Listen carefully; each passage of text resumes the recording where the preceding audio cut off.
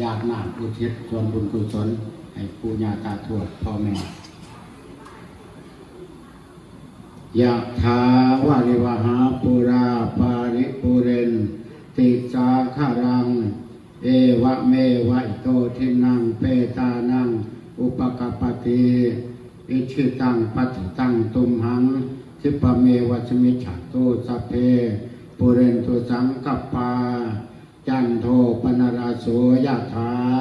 มณิโชติราโสยะถา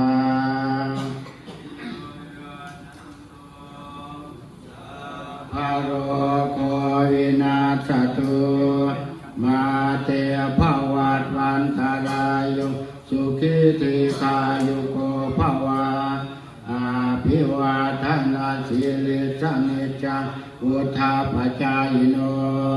จาตารโอธรรมาวัฏันติอายุวันโนสุขังภาลังกาเลทะทันติสัพพัญญาวัฏันยูวิธรรมชาราอริยสุชุปุเตสุตาติสุเวปัสสนามานาทัสสวิปุละโหติทักขินาเยตัทธาอนุโมทันติเวยวัจจังกโรนติวานาเตนะทักขินาโอนาเตปิปุญญาสัพพคิโนตัสสมาทัตเตอะปฏิวัติจิตโตยะถาทินามหาพลังปุญญานิปารโลกัสสมิงปฏิตาติปานินันติอัฏฐาสิเมอากาสิเมเปตานันทักขินันทัจจาเปกตามนุชรังนาเยรุนังวาโชโกวา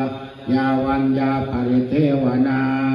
นาตังเปตานามาทายาเอวังติทันติยาตโย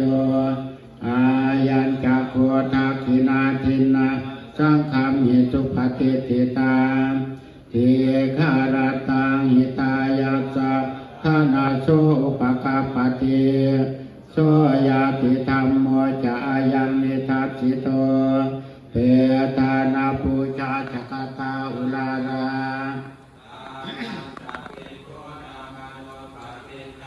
ตุเมหิปุญญังปัจจุตังอนาปกันติ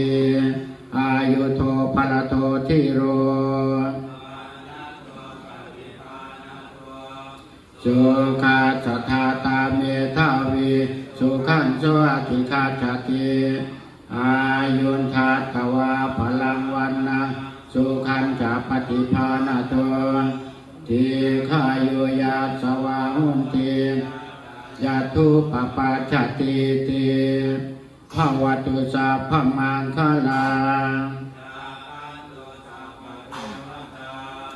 สัพพพุทธานุภาเวนะสัทธาโสติภวันตุเตภวตุสัพพมังคลังราคันตุสัพพเทวตา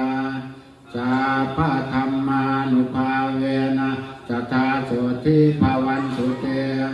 ภาวะตุสัพพมังคลังราคันตุสัพพเทวตา